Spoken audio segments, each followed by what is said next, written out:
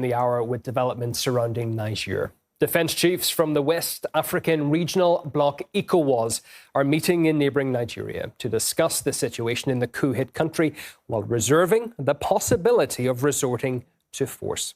Last week, they issued an ultimatum demanding Nigeria's ousted president be reinstated within 7 days, but the rebels there have so far not responded. The UN has endorsed the Ecowas grouping's actions. We are supporting what the whole process is conducted by Ecowas. And this will be the line. The decision of use force if necessary, it's not a UN decision. It's a Ecowas decision. Avertissent que toute intervention militaire. The transitional governments of Burkina Faso and Mali warned that any military intervention against Niger would be tantamount to a declaration of war against Burkina Faso and Mali. Denounced the persistence of these regional organizations in imposing sanctions that aggravate the suffering of the people and jeopardize the spirit of Pan-Africanism.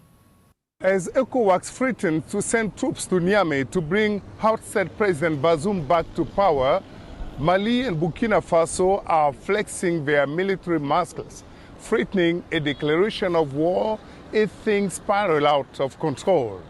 And while Ecowas has already decided to isolate Niger through drastic sanctions, the freezing of the country's financial accounts and the closure of land and air borders, Burkina, Mali and Guinea, all countries led by leaders that came to power after coups, are heading to rescue as Ouagadougou and Bamako promise to retaliate against anyone who attacks Niger. The army chief of Nigeria said that his troops are ready for the mission. A very critical situation with a key question: will the two camps face after the deadline?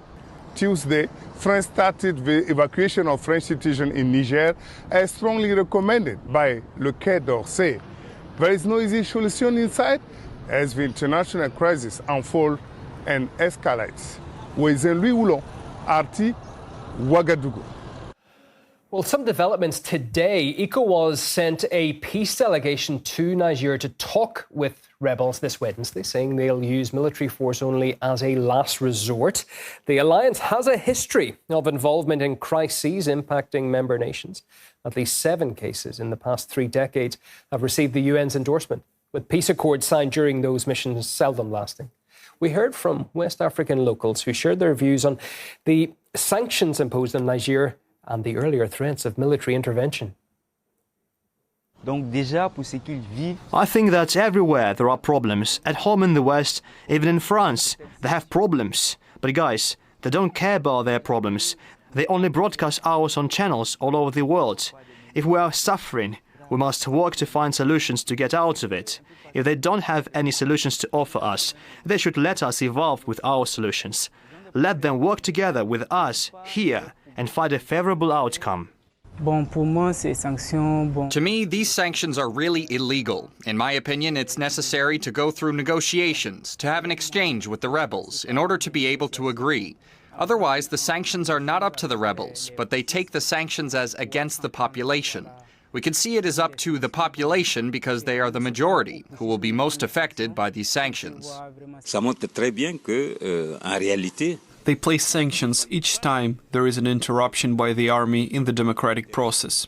This situation shows very well that the Ecowas heads of state do not defend the interests of the African people, only their own interests.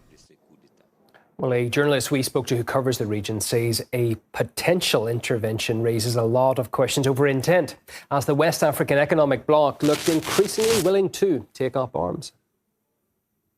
Right now, we understand